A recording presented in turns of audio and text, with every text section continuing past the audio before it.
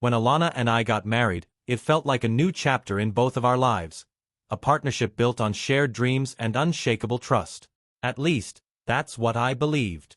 She was bright, driven, and had this effortless way of lighting up a room. I saw her as my equal in every way, someone who would help me carry the weight of life's challenges, not add to them. We both came from modest backgrounds, so we understood the importance of hard work. The idea was simple. Put in the effort now, and someday, we'd have the life we always dreamed of. 5 years passed like a blur, full of long hours at work, late nights talking about our ambitions, and the occasional quiet evenings spent watching reruns of our favorite shows. I thought we were on the same page about everything. Sure, we had our disagreements, who doesn't? But they were the kind you'd expect from two people juggling demanding careers. It was around that time when I started noticing small, almost imperceptible shifts. They weren't earth-shattering, not at first. It was little things, like her mood souring for no apparent reason, or how she started spending more time scrolling through her phone than talking to me after dinner. She'd always been open and easy to talk to, but now she seemed distracted, almost distant. At first, I didn't overthink it. She had some big deadlines at work, and I figured the stress was just wearing on her. I tried to help where I could, picked up extra chores, surprised her with takeout from her favorite Thai place, even planned a weekend getaway to clear her head. She appreciated it, or at least, she said she did. But her smile didn't feel as warm as it used to, and her laughter, usually so full of life, felt muted. The real red flag came one morning over breakfast. Alana had always been a coffee person, the kind who couldn't function without her first cup. That day, she wrinkled her nose at the mug I'd poured for her and pushed it away like it was poison. "I can't," she muttered, her face pale. "The smell's making me nauseous." "You okay?" I asked, setting down my own mug. "You've been looking a little off lately." "It's just stress," she said quickly, waving me off. "Work's been crazy." Something about her tone didn't sit right. Stress didn't explain the way she'd been acting, and it definitely didn't explain the sudden aversion to coffee. The memory of my sister flashed in my mind. When she got pregnant with her first kid, one of her first symptoms was a sudden hatred for her favorite foods and drinks. The thought hit me like a brick. Was Alana pregnant? I didn't say anything right away. I mean, it wasn't impossible, but we'd been careful. Kids were part of our long-term plan, not something we discussed for the near future. Still, the signs were there. The nausea, the fatigue, the mood swings. I told myself I was overthinking it, but the idea lodged itself in my brain and refused to leave. One evening, as we sat on the couch watching some forgettable crime drama, I finally worked up the courage to ask. I kept my tone casual, not wanting to startle her. "Hey, you've been feeling sick a lot lately. You sure it's just stress?" She didn't even look at me. "Of course. What else would it be?" "I don't know," I said, trying to sound nonchalant. "It's just, some of the things you've mentioned, like the nausea, remind me of how my sister was when she was pregnant." That got her attention. She turned to me, her expression carefully neutral. "Derek, if I thought I was pregnant, don't you think I'd tell you?" Her answer made sense, but something about it felt rehearsed, like she'd anticipated the question and already prepared a response. I wanted to push further, but I didn't. Maybe it really was just work stress. Maybe I was being paranoid. But then, a week later, the truth came out in the most unexpected way. It started innocently enough. Alana had been feeling nauseous on and off for weeks, so I finally convinced her to see a doctor. I framed it as concern for her well-being, not suspicion. "If it's stress, you should still get checked out," I reasoned. She didn't argue much, which surprised me. I stayed at work the day of her appointment, but I couldn't focus. Every time my phone buzzed, I glanced at it, half expecting an update. When I finally got home, Alana was already there, sitting on the couch, scrolling through her phone. So I began, trying to sound casual as I dropped my keys on the counter. "How'd it go with the doctor?" She hesitated for a fraction of a second, then looked up at me with a forced smile. "Everything's fine. Just stressed, like I said." I wanted to believe her, but her tone didn't sit right. It was too practiced. I nodded, pretending to buy it, but something inside me refused to let it go.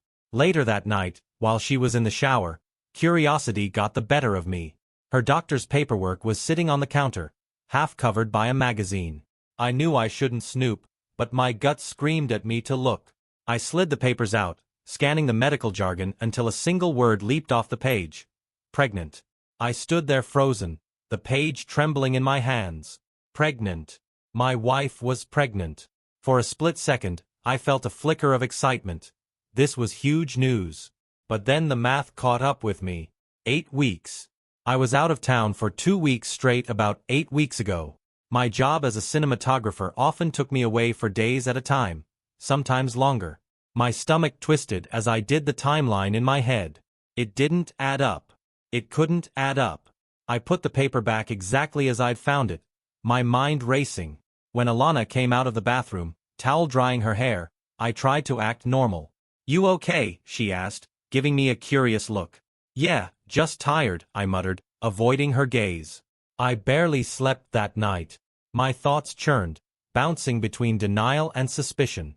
It wasn't just the timeline, it was her behavior, how distant she'd been, the defensiveness whenever I asked how she was feeling. It all started to make sense in the worst way possible. The next morning, I couldn't hold back anymore. Over breakfast, I brought it up as gently as I could. "Alana," I began, carefully measuring my words, "I know I shouldn't have looked, but I saw the paperwork from your doctor's visit." Her fork froze mid-air, a piece of toast halfway to her mouth. "What are you talking about?" I took a deep breath. "You're pregnant." She set her fork down slowly, her face a mix of shock and something I couldn't quite place. I was going to tell you," she said, her voice barely above a whisper. "Were you?" My tone was sharper than I intended. "Because the timeline doesn't make sense, Alana. I was out of town when this would have happened."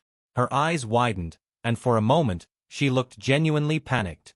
"Derek, it's not what you think." "Then explain it to me," I said, my voice trembling. I don't know how this happened," she stammered. "Maybe the dates are off. These things aren't always exact, right?" Her words sounded hollow, desperate. I wanted to believe her, but my instincts screamed that she was lying. Later that day, I booked an appointment with a fertility specialist. I didn't tell Alana, but I needed answers. Something about this whole situation didn't sit right, and I wasn't about to let it go. When the test results came back a week later, the confirmation hit me like a truck. Low sperm motility. The chances of me fathering a child under normal circumstances, let alone while we were still using protection, were slim to none. It wasn't mine. It couldn't be mine. That night, I confronted her again, armed with the truth. "Alana," I said, my voice calm but firm, "I need you to be honest with me. Is the baby mine?" She froze, her eyes darting away. That hesitation, that flicker of guilt, was all the confirmation I needed. "Derek, she began, but I cut her off. "Don't," I said sharply. "Just tell me the truth. Who is he?" Her face crumpled, and she broke down into sobs. Between gasps, she finally confessed, "The baby wasn't mine." Hearing those words from Alana was like a punch to the gut, the kind that leaves you breathless, heart pounding in your ears, and the world spinning around you. My wife, the person I trusted with every vulnerable piece of myself, had been unfaithful. For a long moment, I just stood there, staring at her. She sat slumped on the edge of the couch, her face buried in her hands, tears streaming through her fingers. She didn't even try to defend herself. "How long?" I asked, my voice barely above a whisper. She looked up at me, her eyes red and swollen. It wasn't like that, Derek," she stammered. "It was a mistake. It only happened once." I felt a bitter laugh escape me, unplanned and uncontrollable. "Once," I echoed. "And that one time just happened to result in a pregnancy? What are the odds?" "Please," she begged, her voice cracking. "You have to believe me. I didn't mean for this to happen. I don't even know why Who is he?" I cut her off, each word sharp and deliberate. Her face fell, and she hesitated, her lips trembling. That hesitation told me everything I needed to know. She was deciding whether or not to protect him. "Who is he, Alana?" I demanded, louder this time. "It doesn't matter," she mumbled, shaking her head. "It matters to me." I exploded, the anger finally boiling over. "You didn't just betray me, Alana. You shattered every promise we ever made to each other, and now there's a baby involved. I have a right to know who he is." Her shoulders slumped, and she looked down at the floor, avoiding my eyes. "It was someone from work," she admitted quietly. "A client. We had drinks after a meeting, and one thing led to another." I paced the room, running my hands through my hair as I tried to process what she was telling me. A client. Some guy I didn't even know, who had walked into her life, charmed her over a few cocktails, and then left a permanent scar on our marriage. "Do you even know how to contact him?" I asked bitterly. She hesitated again, and my stomach dropped. I think he's married," she said finally, her voice so soft I could barely hear it. The absurdity of it all hit me like a tidal wave. Not only had she cheated, but she'd also done it with someone who was likely just as duplicitous as she was. "So let me get this straight," I said, my tone icy. "You destroyed our marriage for a married man, and now you're carrying his child?" Alana flinched at my words, but she didn't deny them. "I'm sorry, Derek," she whispered, tears falling freely now. "I made a terrible mistake, but I love you. I love us. I never wanted it to come to this." I couldn't take it anymore. I grabbed my jacket and headed for the door. "I need space," I said flatly. "Don't follow me." I spent the next few hours driving aimlessly, my hands gripping the steering wheel so tightly my knuckles turned white. Every memory of our marriage replayed in my head like a cruel montage. Our wedding day, the vacations, the late-night talks about the life we were building together. All of it felt tainted now, rewritten by her betrayal. When I finally pulled into the driveway, it was late. The house was dark except for the faint glow of the living room lamp. Alana had fallen asleep on the couch, still clutching a tissue in her hand. For a moment, I just stood there, watching her. Part of me wanted to wake her up and demand more answers, but the exhaustion, physical and emotional, was too much. I made my way upstairs to the guest room, grabbed a pillow and blanket, and shut the door behind me. As I lay there staring at the ceiling, one thought kept circling in my mind. This wasn't over. Not by a long shot. I wasn't going to let her lies dictate the rest of my life. Whatever came next, I'd face it on my terms. The next morning, the house felt unnervingly quiet. Alana was still on the couch, her hair a mess, face puffy from crying. I didn't say a word to her as I moved through the kitchen, brewing coffee and pretending like nothing had happened. But everything had happened. She stirred when the smell of coffee filled the room, sitting up slowly. "Derek," she started, her voice hoarse. "Can we talk?" I didn't look at her. "Not right now. Please," she pleaded, moving toward me. "I can't stand the silence. Just yell at me if you need to. Anything's better than this." I set my mug down with a deliberate clink. "I'm not going to yell, Alana. I need clarity, not more chaos. And right now, you're not giving me that." Her shoulders sagged, but she nodded. "What do you want me to do?" "I need a paternity test," I said flatly. Her eyes widened. "Derek." "Don't," I cut her off. "If there's even a chance this baby isn't mine, I'm not going to be strung along with half-truths and guesses. We're doing the test. End of discussion." She didn't argue, which surprised me. Instead, she nodded again, almost as if she'd been expecting it. "Okay," she whispered. The rest of the day passed in a haze. I threw myself into work, trying to drown out the noise in my head, but it was useless. Every few minutes, my thoughts drifted back to her confession, to the man she'd chosen over me, and to the baby growing inside her that likely wasn't mine. By the time I got home, I had a plan. I wasn't just going to sit around and wait for the test results. I needed to know the full story, every detail, every lie, every betrayal. And if Alana wasn't going to give it to me willingly, I'd find it myself. After dinner, a painfully quiet affair where we barely exchanged 2 words, I waited until Alana went upstairs. Then I opened her laptop. I felt a pang of guilt as I typed in the password I'd memorized months ago, but that guilt was quickly swallowed by the need for answers. Her email inbox was the first place I checked.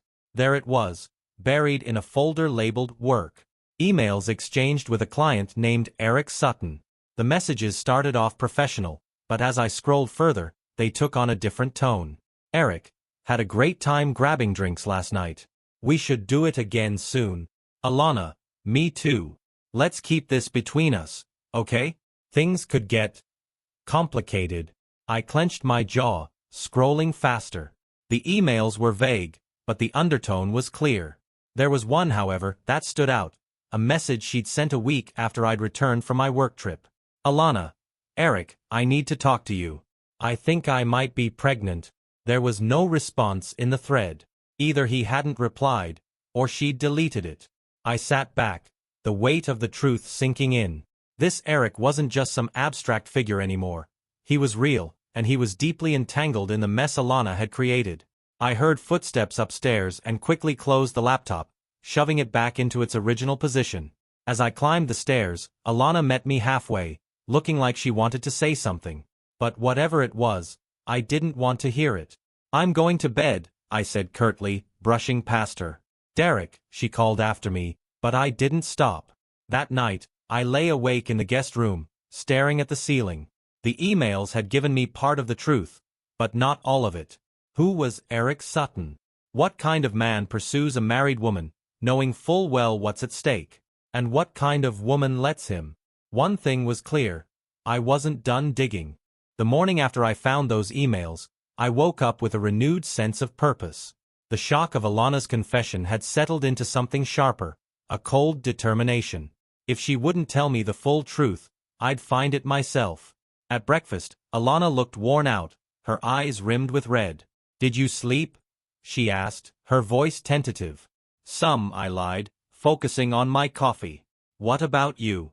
She hesitated before answering. Not really. We sat in silence, the tension between us almost tangible. It wasn't anger that kept me quiet, it was focus. I had spent most of the night replaying everything I'd learned so far, and one name kept echoing in my mind, Eric Sutton. After leaving for work, I parked a block away from my office and started searching. I didn't know much about Eric, but what I had, a name and connection to Alana's client, was enough.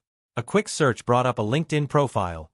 Eric Sutton, senior executive, married with 2 kids, and seemingly living the perfect suburban life. I felt my grip tighten on the phone as I stared at his smug profile picture. Here he was, the man who'd walked into my life like a shadow, unraveling everything I thought was secure. But the real breakthrough came when I dug deeper. His social media accounts painted the picture of a charming family man, but that wasn't the full story. Buried in the comments of an old post, I found a woman's vague remark. Careful, Eric. Don't let your wife find out about your late-night meetings. The comment had no replies, but it was enough to confirm what I suspected. This wasn't just about Alana. Eric had a history, and I wasn't going to let him slip away without consequences. That evening, when I got home, Alana was in the kitchen, making an effort to look busy. The smell of pasta filled the air, but I wasn't hungry. Derek, she said, turning to face me. I've been thinking about everything, and I want to. We're going to the clinic, I interrupted. My voice was calm, but there was no room for debate.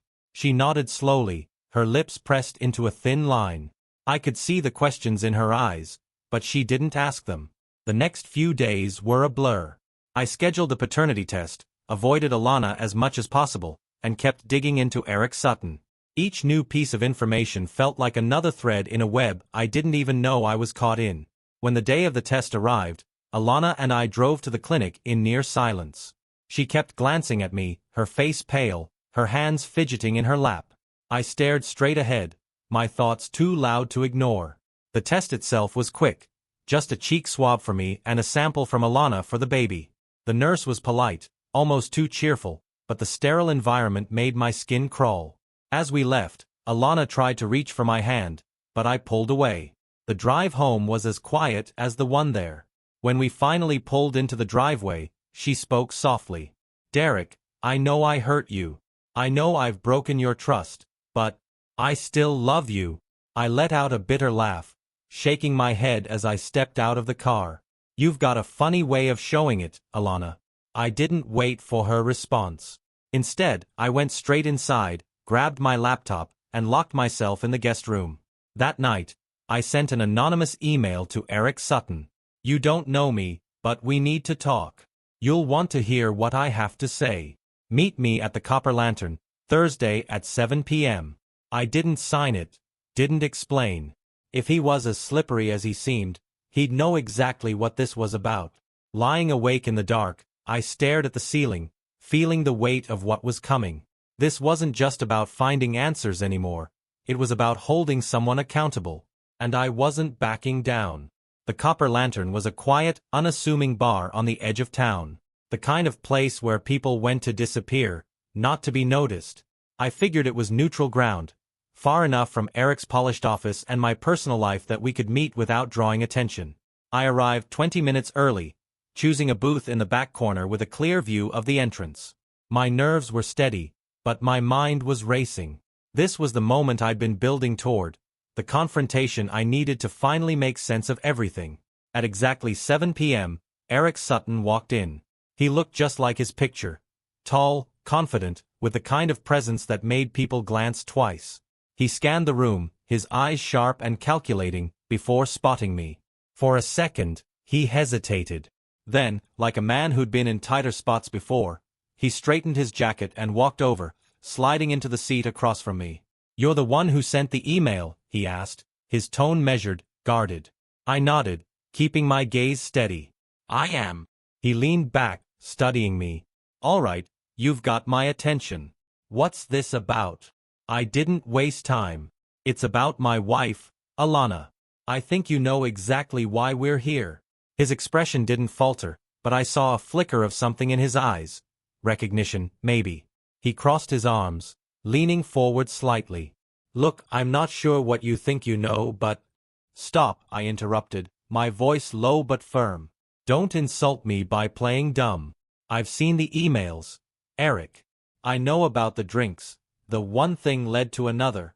And I know she's pregnant." For the first time, his mask slipped. His confident demeanor cracked just enough to reveal the guilt underneath. "I didn't know she was married," he said finally, his voice quieter now. I laughed bitterly. "Of course you didn't. That makes it so much better, doesn't it?" He flinched at the sarcasm but didn't argue. Instead, he ran a hand through his hair, looking genuinely uncomfortable. "I swear, I didn't mean for any of this to happen. It was a mistake." "Don't," I snapped, cutting him off. "Don't you dare call this a mistake like it's some random accident. You knew what you were doing. You didn't slip into this, Eric. You made choices. Both of you did." He nodded slowly, his jaw tightening. "You're right. I'm not going to make excuses. But what do you want from me? Why are we having this conversation?" "I want you to take responsibility," I said bluntly. "If that child is yours, and I'm betting it is, you don't get to disappear. You don't get to walk away and leave me holding the bag for your mess." He held my gaze for a long moment, then sighed. "I'll do the right thing," he said finally. "If it's mine, I'll step up." "That's not enough," I said, leaning closer. "I want you out of our lives. Completely. No contact with Alana, no sneaking around. If the paternity test comes back, we'll deal with custody arrangements through lawyers. You won't set foot near her again." He hesitated, his expression hardening. "That's not your call to make." "It is now," I said coldly. "You've already done enough damage. If you so much as breathe in her direction, I'll make sure your perfect little life crumbles around you. Your wife, your job, your reputation. I'll burn it all down." He stared at me, weighing his options. Then, with a resigned nod, he said, "Fine. If that's what it takes to keep this quiet, fine." I leaned back, my heart pounding in my chest as the weight of the confrontation started to settle in. "Good. Because if I find out you've gone back on your word, I won't hesitate to make this public." Eric didn't respond. He simply stood, adjusted his jacket, and walked out without looking back. As I sat there, the reality of what had just happened began to sink in. I'd confronted the man who had upended my life, and while it didn't fix anything, it gave me a sense of control I hadn't felt in weeks. But as I left the bar and drove home, a new thought crept into my mind. Even if Eric was out of the picture, Alana wasn't. And the biggest decisions were still ahead. The week waiting for the paternity test results felt like an eternity. I buried myself in work, threw myself into exercise, and even spent hours reorganizing the garage, anything to keep my mind from spiraling. Alana, on the other hand, seemed to exist in a perpetual state of tension. She moved around the house like a ghost, avoiding me unless it was absolutely necessary. Every time we passed each other, there was this weight between us, an unspoken question lingering in the air. What happens next? When the call from the clinic finally came, I froze. My phone vibrated on the counter, the caller ID showing the clinic's name. Alana, sitting on the far end of the couch, stiffened when she saw me pick up the phone. "Hello," I said, my voice steady despite the knot in my stomach. "Mr. Daniels, this is Dr. Berman from the clinic. I have your test results ready. Do you have a moment to go over them?" I glanced at Alana, who was staring at me, her hands clenched tightly in her lap. "I'm listening," I said, stepping into the hallway for a sliver of privacy. There was a pause, and I swore I could hear the doctor adjusting papers on the other end. "The test confirmed that you are not the biological father of the child." I felt the air leave my lungs. Even though I had suspected it, hell, even prepared for it, it still hit like a freight train.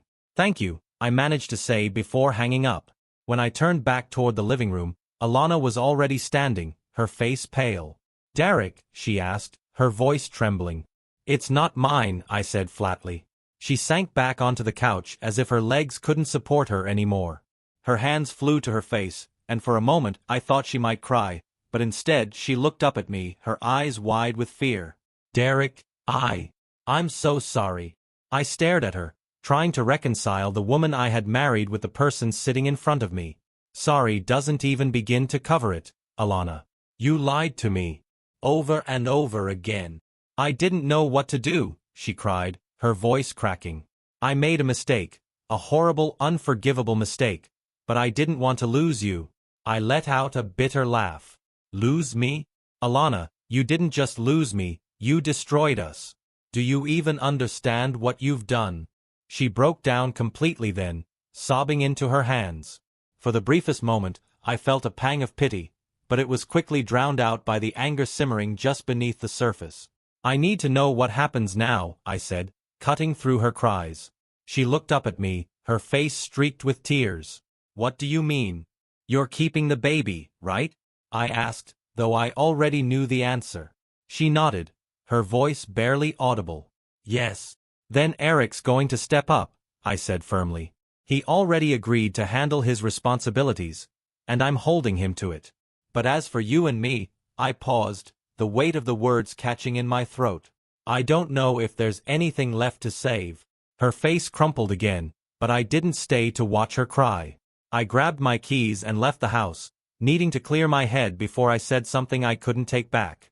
Driving aimlessly, I found myself at the park where Alana and I had our first picnic date years ago.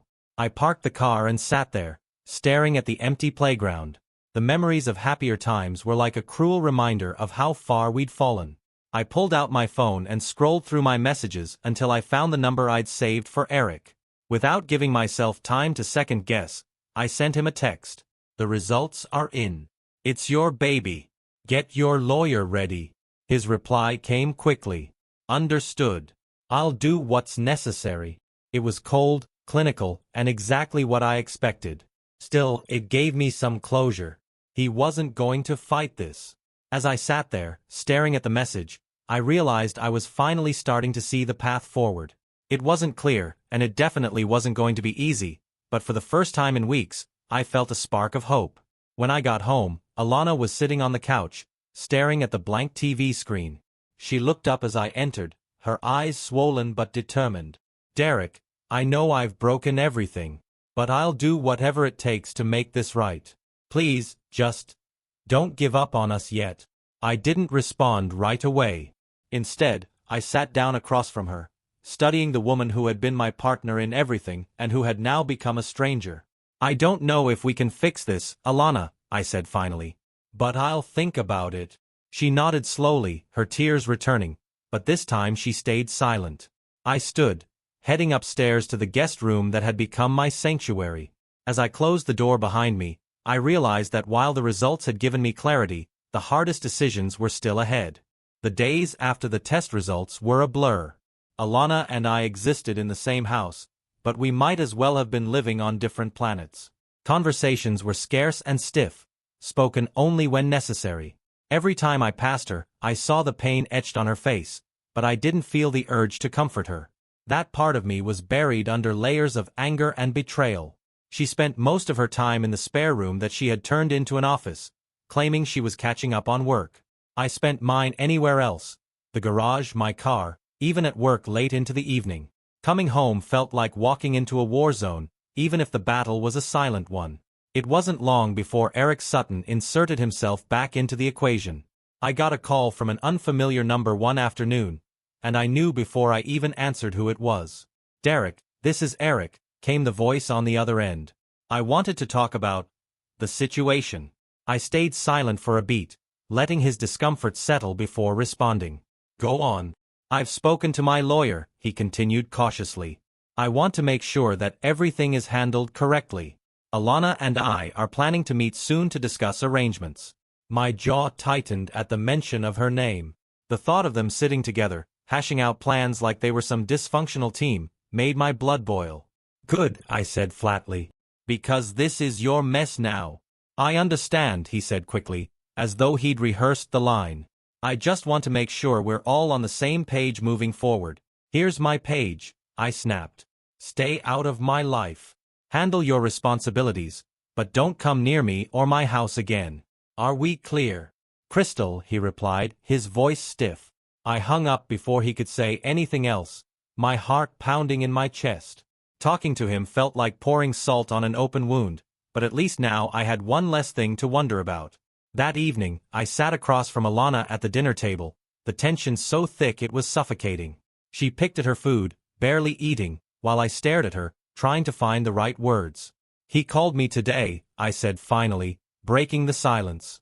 She looked up, her eyes wide. "Eric?" I nodded. "He said you two are meeting soon. Is that true?" She hesitated, then nodded. "Yes. We need to figure out how to co-parent." The term made me flinch. "Co-parent," I repeated bitterly. "You've really thought this through, haven't you?" "Derek, it's not like I have a choice," she said softly, her voice laced with exhaustion. "This is my reality now." "And mine?" I shot back. "What's my reality, Alana? Living in the ruins of a life we built together while you play house with him." Her face crumpled, and she looked down at her plate. "I don't want to lose you, Derek.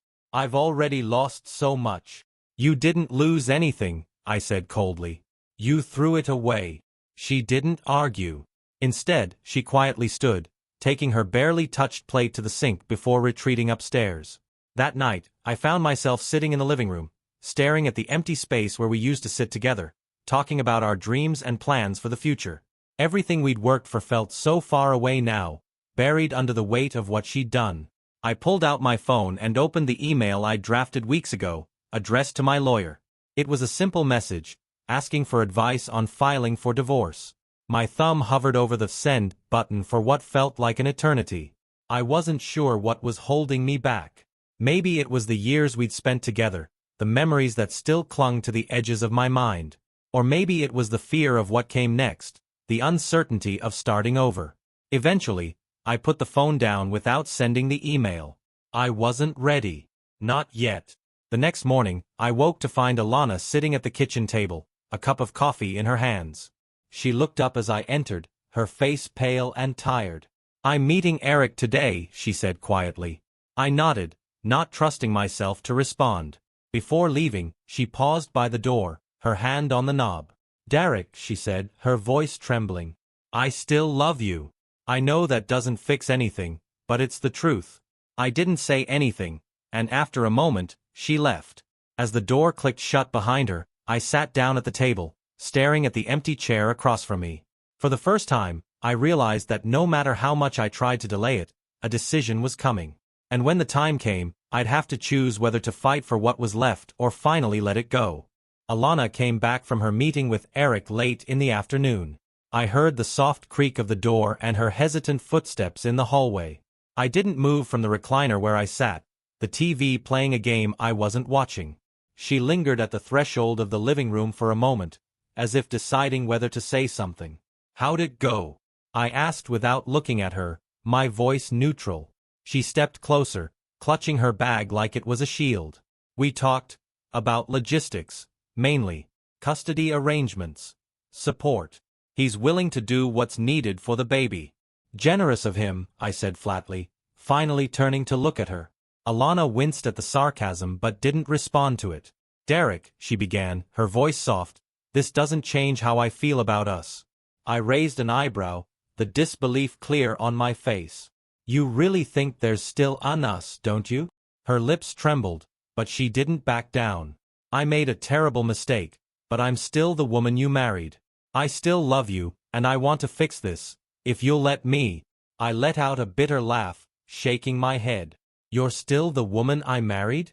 The woman I married wouldn't have done this, Alana. She wouldn't have lied, cheated, and dragged me into a situation that's not even mine to deal with. Tears welled in her eyes, but I kept going, the words spilling out before I could stop them. You want to fix this? Tell me how. Tell me how we move past the fact that you're having another man's baby. Tell me how I'm supposed to trust you after everything you've done. She didn't have an answer. Instead, she sank into the chair across from me, her head in her hands. I don't know, Derek, she whispered. I just know I can't lose you. For a moment, I felt a flicker of pity. Despite everything, a part of me still wanted to believe there was a way forward. But another part of me, a bigger, louder part, knew that some things couldn't be undone. I need space, I said finally, my tone quieter now. I can't make decisions with you hovering, Alana. Go stay with a friend or at your mom's for a while. Her head shot up, panic flashing in her eyes. You're kicking me out? I'm asking you to give me time, I said firmly. If you really care about fixing this, you'll respect that. For a long moment, she just stared at me, her expression a mix of heartbreak and resignation. Finally, she nodded, her voice barely audible. Okay. She left the next morning, a small overnight bag slung over her shoulder. I stood in the doorway as she climbed into her car, resisting the urge to say something, to soften the blow. But this wasn't about sparing her feelings. It was about giving myself the space to think clearly. The silence in the house was deafening after she left. At first, it felt like a relief, a break from the constant tension. But as the hours dragged on, it started to feel oppressive. The weight of everything hit me all over again. The betrayal, the lies, the tangled mess that was now my life. I called my best friend, Matt, that evening, desperate for some outside perspective. He'd known Alana and me for years, and if anyone could offer insight, it was him. Man, I don't even know what to say, Matt admitted after I explained everything. I mean, she really messed up, Derek. But you have to ask yourself, can you live with this? Even if she's sorry, even if she wants to make it right, can you? I don't know, I admitted, rubbing a hand over my face. Part of me wants to try, but another part of me thinks it's pointless. How do you come back from something like this? Matt was quiet for a moment before responding. You don't have to decide right now. Take the time you need. But whatever you choose, make sure it's something you can live with. Don't stay because it's easier. And don't leave just to hurt her. His words stayed with me long after we hung up. That night, I sat at the kitchen table, staring at the divorce papers I'd printed weeks ago but never signed. They felt like a line in the sand, a choice I couldn't take back once I made it. I thought about the life Alana and I had built together, the memories that still clung to the edges of my mind like faded photographs. I thought about the betrayal, the lies, and the baby that wasn't mine. And I thought about what Matt had said, about making a choice I could live with. For now, the papers stayed unsigned. The house was quiet for the next week. Alana stayed at her mother's place, calling once or twice, but I didn't answer. I needed the silence, the space to think. It was strange, walking through the empty rooms and realizing how much of our life together had been reduced to memories. The laughter we used to share, the late-night conversations, even the mundane arguments about dishes, all of it felt like it belonged to someone else. One evening, I found myself back in the guest room, staring at the stack of divorce papers. They felt heavier than they should, the weight of a decision I'd spent weeks avoiding. I reached for a pen, holding it over the signature line, but my hand froze. This wasn't just about ending a marriage. It was about deciding what kind of man I wanted to be moving forward. A few days later, I met Alana at a small cafe downtown. She looked different, tired, vulnerable, like the weight of her choices was finally catching up with her. She glanced up when I walked in, her expression a mix of hope and fear. "Thanks for meeting me," she said softly as I sat down. I nodded, folding my hands on the table. "We need to talk." She swallowed hard, waiting. "I've thought a lot about us," I began, keeping my voice calm. "About everything we've been through and everything we've lost. And the truth is, I don't think we can get back to where we were." Her face crumpled, but she nodded. "I understand. I'll always care about you," I continued. "But I can't live in the shadow of what happened. I can't build a future on broken trust." Tears streamed down her face, but she didn't try to argue. "I'm so sorry, Derek. For everything." "I know," I said quietly. "But sorry doesn't undo what's been done. This isn't about punishment, Alana. It's about what's best for both of us. You have a new life to focus on, a baby to raise. And I need to start fresh too." We sat in silence for a moment, the weight of finality settling between us.